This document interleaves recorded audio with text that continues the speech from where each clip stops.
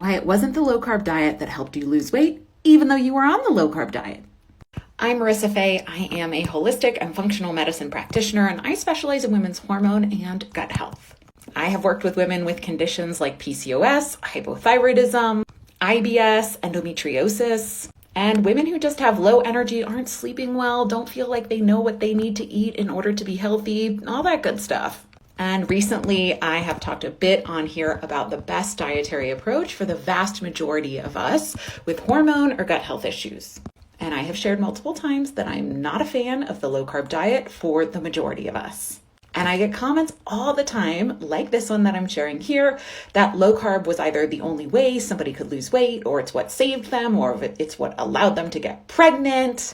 And my response is this.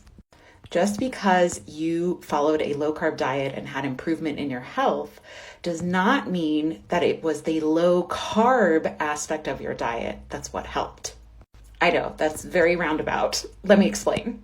Many women transition from a diet that doesn't include things like animal protein and animal products to one that does when they go low carb.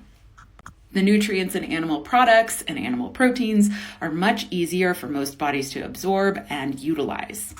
Another reason why this could have occurred that isn't by nature having to do with the fact that you were on a low carb diet is you probably were eating processed foods and highly palatable foods. These are foods that often come in packages that combine a lot of fat and some kind of sweetness or sugar. They are literally made in order to get you hooked on them. They also contain a lot of synthetic ingredients. I am always teaching my clients in the Balanced Hormone Blueprint to avoid things like artificial sweeteners, artificial colors, and artificial chemical ingredients. So if you go from a diet that had that in it and you take it out and replace it with things like healthy fats, with things like non-starchy veggies, with things like animal protein, you're gonna feel a lot better. Ultimately, my biggest concern with following a low-carb diet is that it's not sustainable for most of us.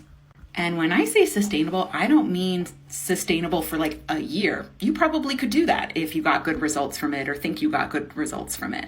I'm talking about for your life. One of the biggest mistakes that I see women making who are trying to use diet to change something like their health issue, their weight, their cycle, their fertility, is that they just look at a diet as something they're temporarily doing.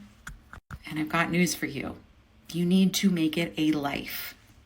And that's what's helped hundreds of my clients ultimately banish their most annoying and harmful symptoms and actually feel better in the long run. They have made long-lasting dietary changes that they actually can commit to that are realistic.